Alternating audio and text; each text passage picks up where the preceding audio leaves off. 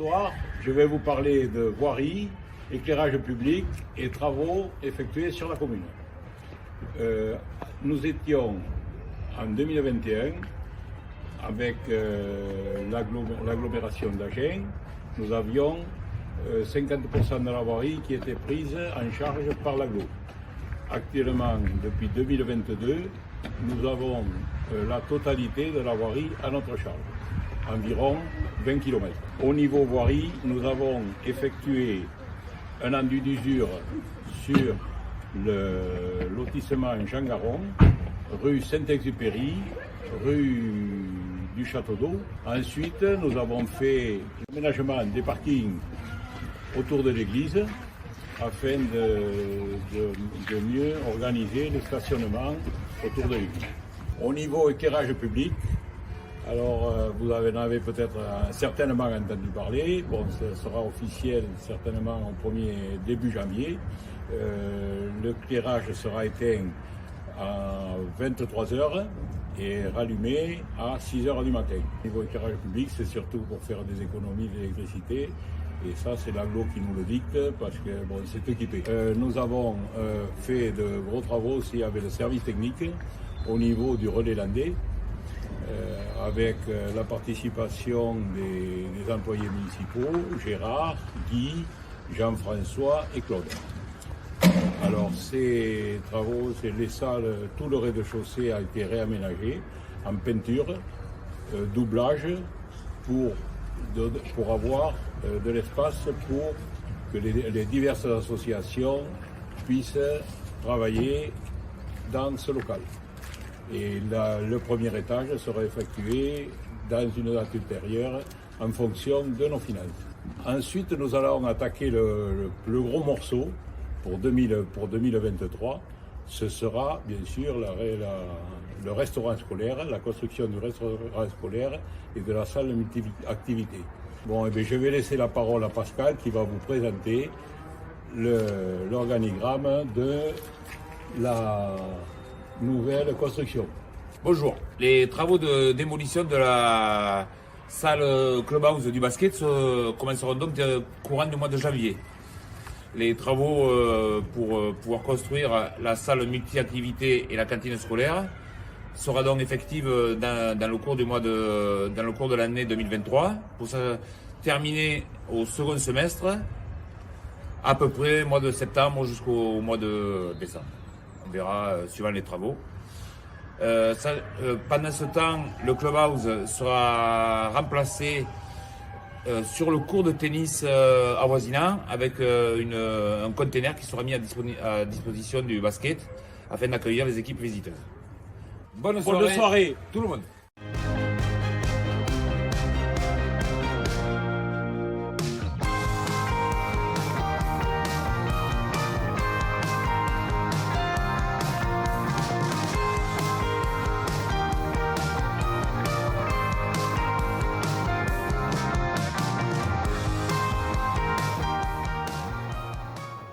Quoi de neuf à la Marpa? Si je pose la question, c'est pour y répondre. En fait, la Marpa n'a pas du tout changé.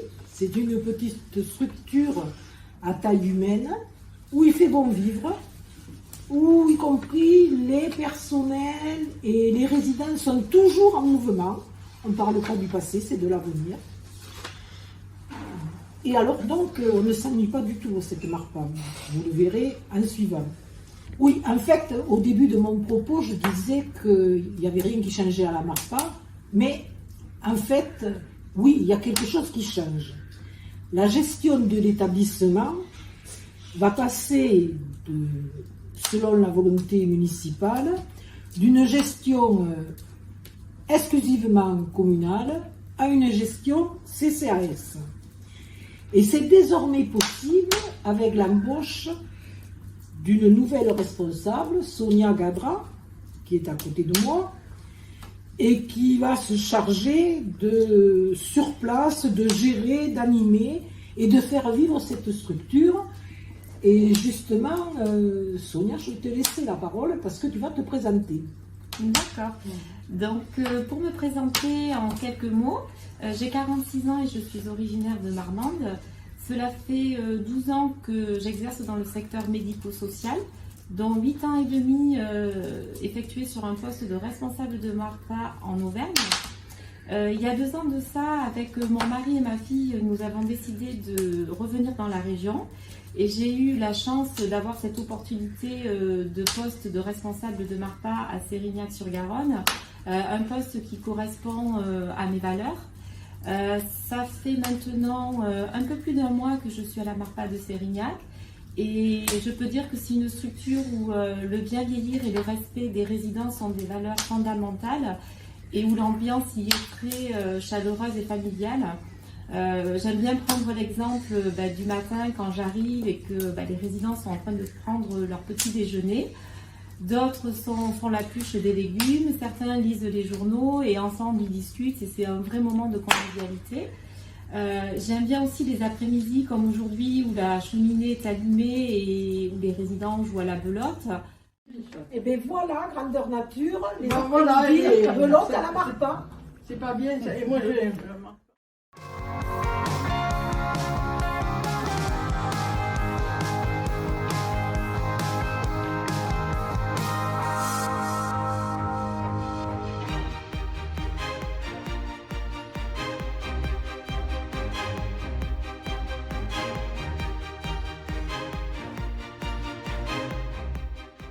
Sérignac compte de nombreuses associations actives. Elles animent le village tout au long de l'année. Alors je vais en citer quelques-unes.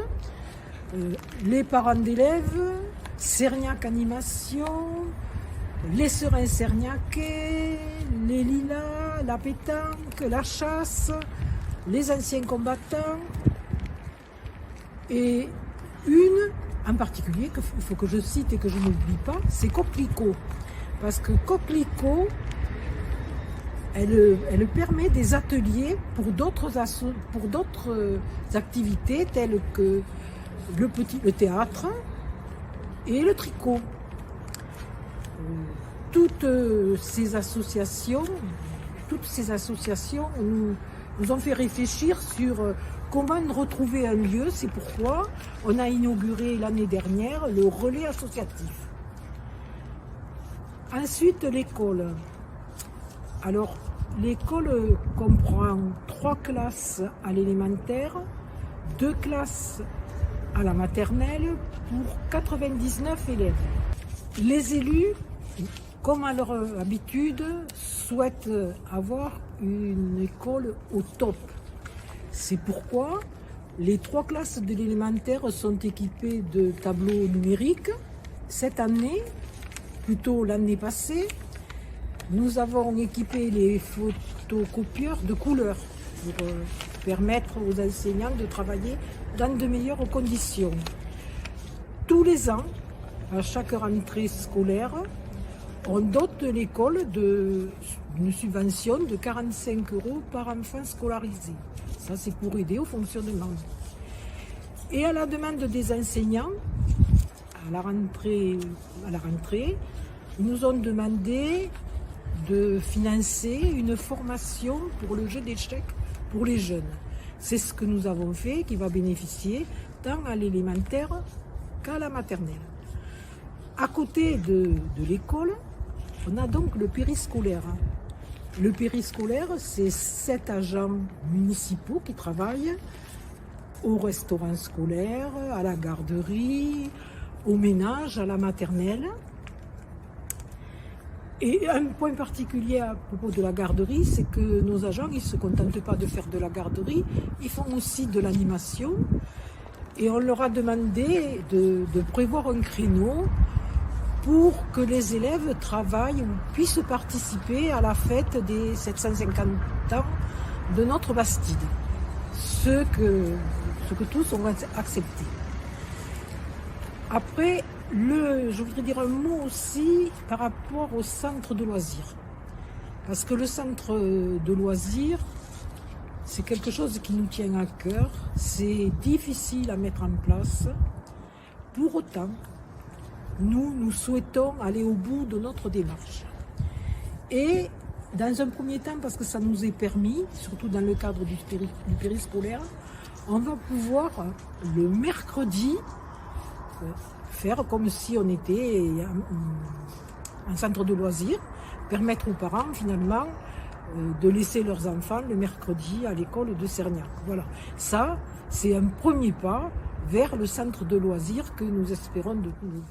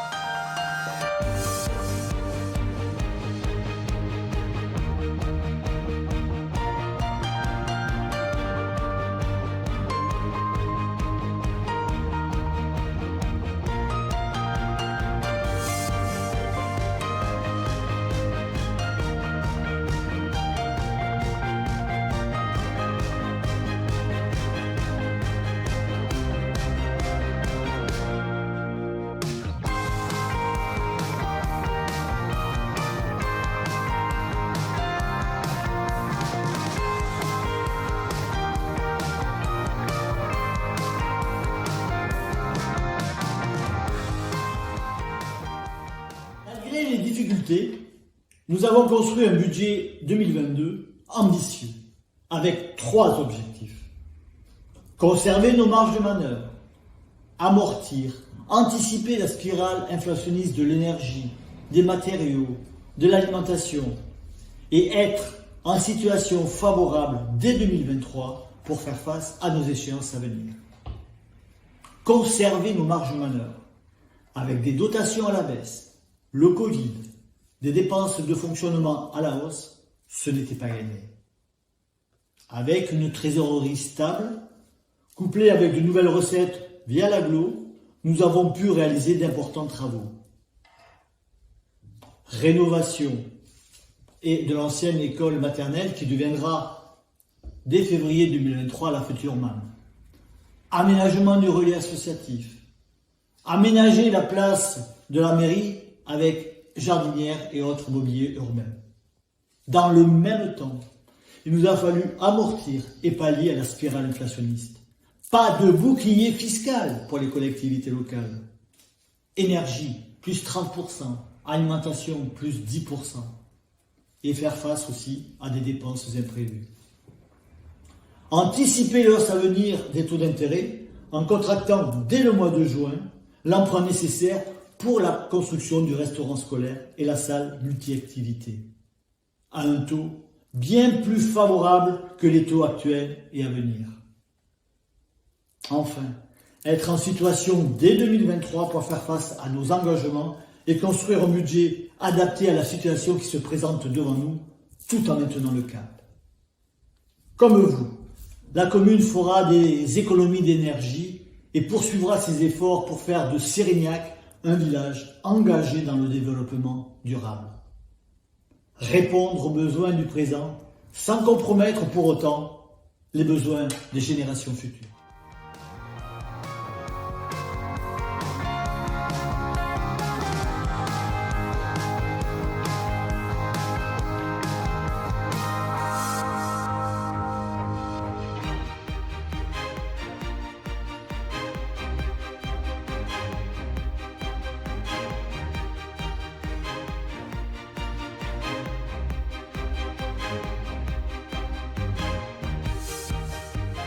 Bonsoir et bonne année à tous. Alors pour ceux qui ne me connaîtraient pas, Je m'appelle Ghislaine, je suis adjointe à la mairie de Sérignac, en charge du tourisme, de la communication et des animations sur la commune. Au niveau de l'agglomération à Genèse, je participe à la commission cohésion sociale et politique de la ville. Et à ce titre, nous avons organisé sur Sérignac 2 chantiers jeunes. Un premier chantier qui a porté sur le circuit des vieux métiers et la réfection du lavoir de plaisance, et le deuxième sur une fresque murale ici au hall associatif. Vous pouvez constater que ce travail laisse beaucoup de place au tourisme, et en effet le tourisme est une opportunité pour Sérignac par son histoire, par ses bâtiments et par ses infrastructures. Effectivement, Sérignac possède le seul et unique clocher-tor du Lot-et-Garonne, une église clunisienne, et depuis d'ailleurs juin 2022 nous sommes entrés dans la Fédération européenne des sites clunisiens, et à ce titre nous allons avec eux engager une démarche de reconnaissance à l'UNESCO. Une opportunité indéniable pour Sérignac qu'il fallait saisir et qu'il risque de ne pas se représenter d'ici plusieurs années. Un office de tourisme intercommunal qui est ouvert 6 mois dans l'année et qui accueille entre 3000 et 4000 personnes, même si cette année il y a eu beaucoup moins de visites. Sérignac reste la deuxième destination après Agen sur l'agglomération à Genèse. Ce qui permet quand même de dynamiser les commerces locaux et notre village. Et sans oublier donc la halte nautique aménagée sur le canal et l'air naturel pour les cyclocampeurs, qui fait aujourd'hui la renommée de Sérignac, peut-être bien plus même que le clocher-tor, puisque on en parle sur les réseaux sociaux et qu'on a d'excellents retours à ce niveau-là. Alors 2023 ou 2024 verra sûrement, on est en pleine réflexion par rapport à la création d'un gîte d'étape au-dessus de l'office de tourisme. Au niveau de la communication, Sérignac est une commune qui communique de plus en plus et de mieux en mieux. D'abord, nous avons installé un panneau lumineux sur l'avenue des Landes, et ensuite que nous avons plusieurs pages sur les réseaux sociaux et un site internet qui a été rénové de la municipalité, et l'arrivée de Christine Crespo qui nous aide à développer notre communication.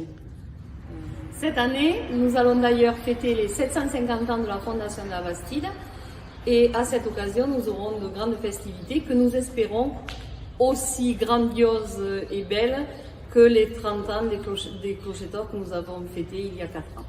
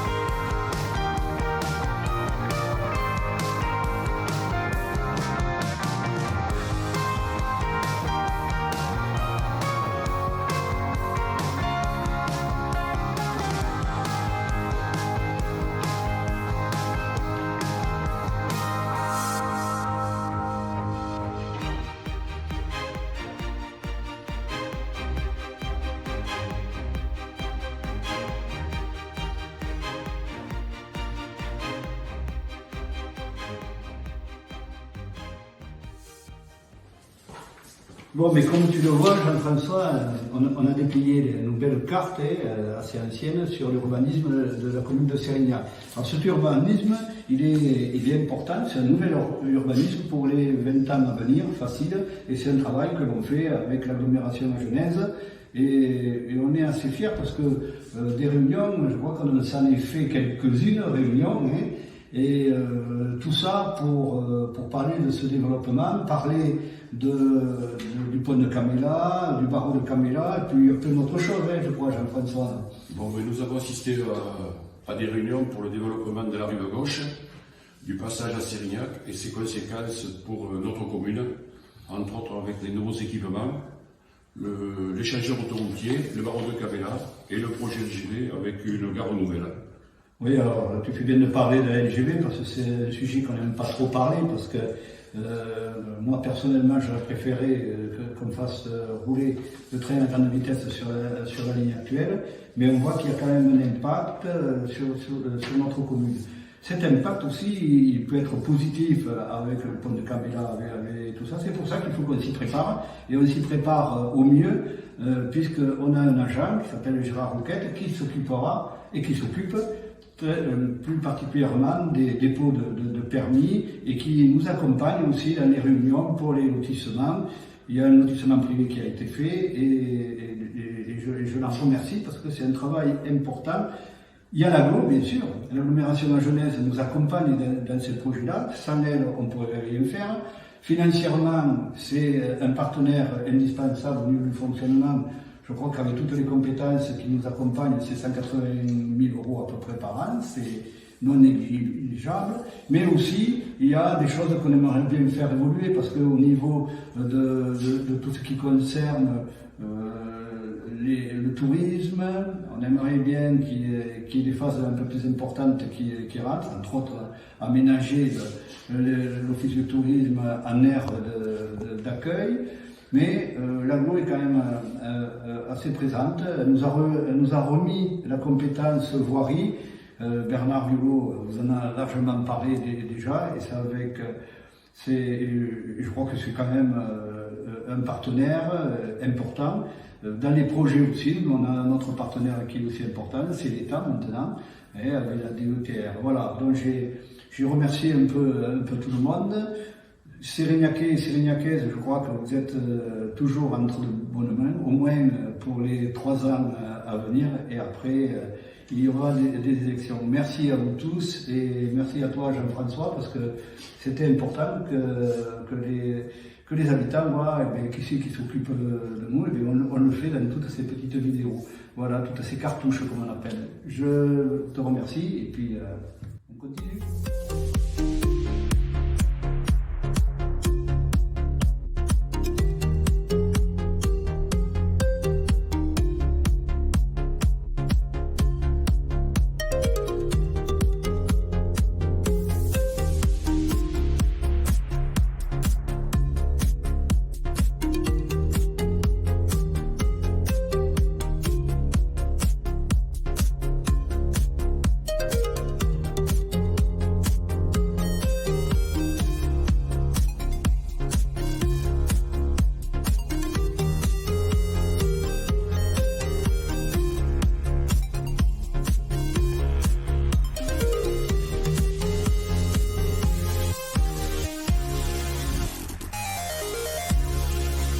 Bye.